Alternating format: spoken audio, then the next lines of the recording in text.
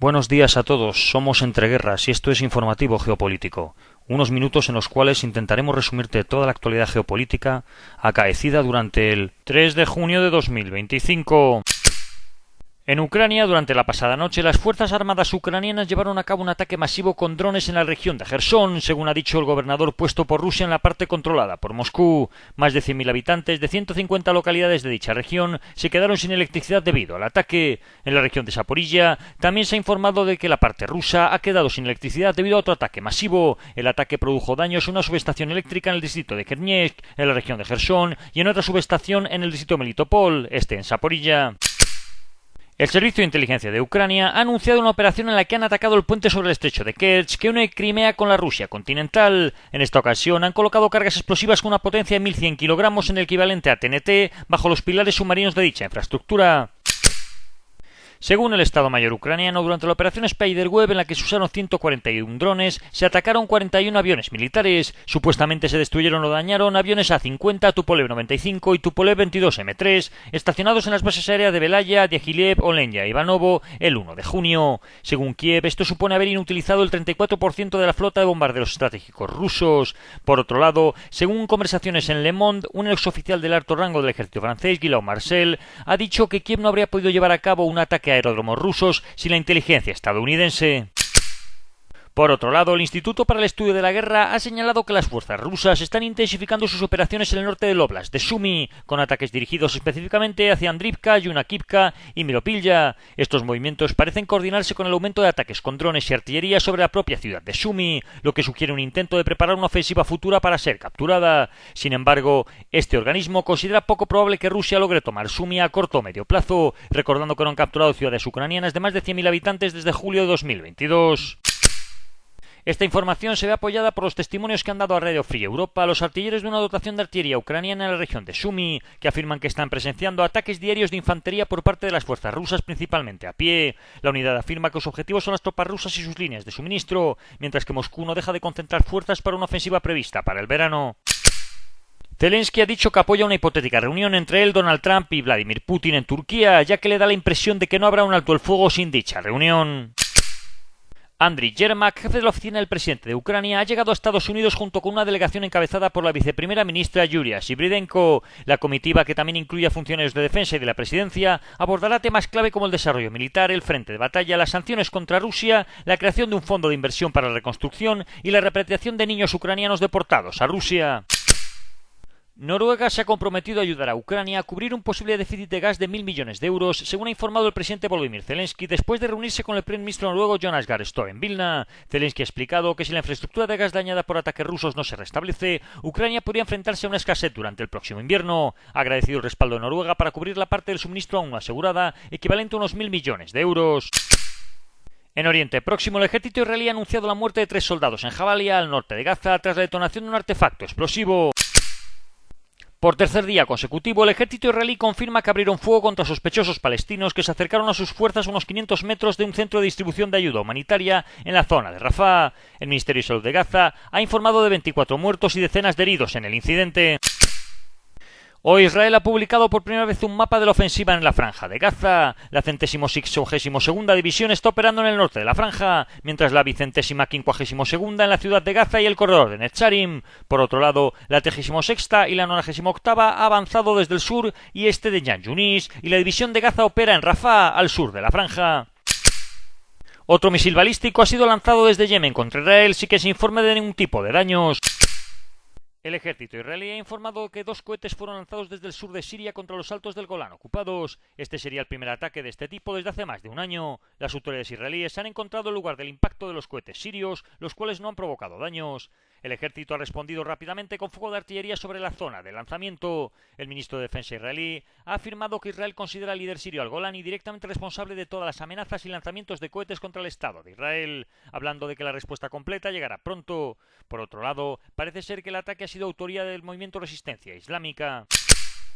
El embajador de Estados Unidos en Turquía y enviado especial a Siria, Thomas Barrack, anunció una drástica reducción de la presencia militar estadounidense en Siria, pasando de 8 bases a solamente una. En una entrevista con NTV, Barrack señaló que las políticas basadas hacia Siria han fracasado y que ahora se busca una nueva estrategia. Aunque las fuerzas democráticas sirias seguirán siendo un aliado clave, Washington espera que los socios regionales participen en un nuevo acuerdo de seguridad más integrado. En este sentido, se ha conocido que la semana pasada representantes de Turquía y las fuerzas democráticas sirias mantuvieron un encuentro directo centrado en el futuro político y militar de Siria, con mediación estadounidense, según ha informado Middle East Eye. En las conversaciones se ha abordado la eventual retirada de las tropas estadounidenses del país, así como la transferencia del control sobre prisioneros y campamentos que albergan a miembros del Estado Islámico y sus familiares.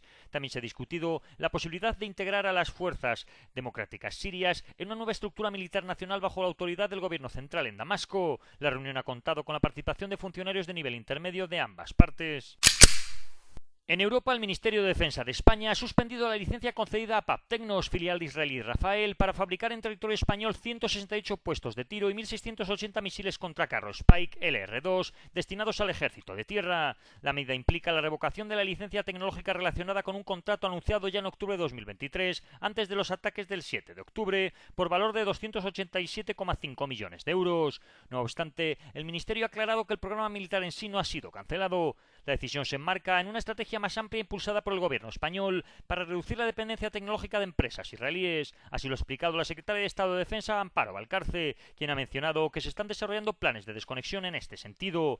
Uno de los programas afectados por esta política sería el del lanzacohetes Silam, adjudicado por 700 millones de euros a las empresas españolas Escribano y Expal, pero basado en tecnología del sistema Pulse de la firma israelí Elbit Systems. El Ministerio también estudia revocar la licencia para este proyecto. Es necesario constatar que ambas tecnologías son fundamentales para las Fuerzas Armadas españolas.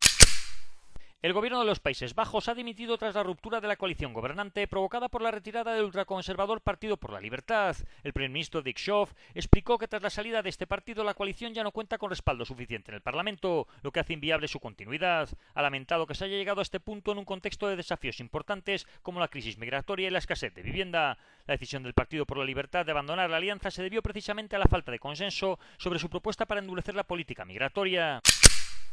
El Reino Unido ha expresado oficialmente su apoyo al plan de autonomía de Marruecos, describiéndolo como la base más creíble, viable y pragmática para resolver la disputa del Sáhara Occidental. Esta postura fue hecha pública durante una visita a Rabat del ministro de Asuntos Exteriores británico, David Lammy. Hay que recordar que este territorio se halla todavía bajo colonización española y tiene varias resoluciones de Naciones Unidas que van en contra de lo que ha dicho el Reino Unido y de lo que mantiene Marruecos.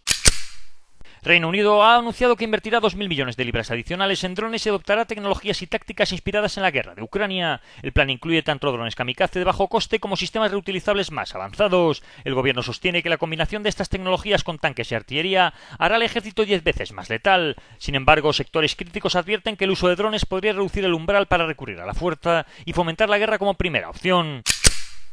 Von der Leyen se ha mostrado positiva sobre el nuevo proyecto de ley que se está abriendo paso en el Senado estadounidense y que impondría más sanciones a Rusia y aranceles del 500% a países que compren combustibles fósiles rusos. Hay que remarcar que de ser aprobada esta legislación, estos aranceles afectarían a muchos países europeos. Los países de la OTAN estarían planeando contabilizar el dinero gastado en reforzar el ejército de Ucrania como relacionado con la defensa, según la propuesta de la OTAN de aumentar los objetivos del gasto en defensa. En Rusia, el comité de investigación de este país ha calificado las explosiones que provocaron el colapso de varios puentes en las regiones rusas de Bryansk y Kursk como actos de terrorismo. La portavoz del organismo, Svetlana Petrenko, ha dicho que se trataría de ataques meticulosamente planificados por individuos que habrían actuado bajo las órdenes del gobierno ucraniano con el objetivo de causar víctimas civiles. En las zonas afectadas se han hallado restos de explosivos y otras evidencias que respaldarían esta hipótesis. Las autoridades han asegurado que con la colaboración del FSB y el Ministerio del Interior, los responsables serán identificados y procesados. En Estados Unidos se habría presentado a Irán una propuesta nuclear que permitiría cierto nivel de enriquecimiento de uranio dentro del país, siempre y cuando cese el enriquecimiento a niveles altos y el cierre temporal de las instalaciones subterráneas. Sin embargo, Donald Trump ha expresado su rechazo a cualquier forma de enriquecimiento en Irán en sus redes sociales, afirmando que este tipo de medidas deberían haberse bloqueado hace tiempo. En África, la seguridad en Burkina Faso continúa empeorando, con recientes ataques del grupo yihadista Jotanim en la frontera con Mali, que han causado decenas de muertos entre soldados y civiles. Aunque el ejército ha logrado algunas victorias cerca de Costa de Marfil, capturando armas y motocicletas, persisten los desafíos. El general Michael Langley, jefe del AFRICOM, ha reafirmado sus críticas hacia el gobierno militar burkinés, acusándolo de priorizar su propia protección en lugar de combatir el terrorismo y de desviar recursos como el oro para mantener el régimen. Se ha sabido que el 2 de junio se produjeron dos ataques en Mali, uno en Tombuctú y otro en el centro del país, que dejaron decenas de soldados muertos. En Tombuctú el ejército repelió un intento de infiltración en su base, informando de 14 atacantes abatidos y 71 arrestados. Sin embargo, fuentes de seguridad han indicado que al menos 60 soldados malienses murieron o están desaparecidos, mientras otros fueron tomados como rehenes. El ataque también incluyó disparos y proyectiles contra el aeropuerto, aunque no fue directamente atacado debido a la presencia de personal ruso. La situación en la ciudad fue descrita como caótica, con intensos enfrentamientos, sin tener nada claro por el momento. Y esto ha sido todo por hoy. Si queréis profundizar en las noticias que hemos comentado, leer alguna de ellas o visualizar diferentes vídeos de actualidad, os recordamos que estamos en la aplicación Telegram, con nombre de usuario @entre_guerras. Que tengan un buen día y recuerden el main.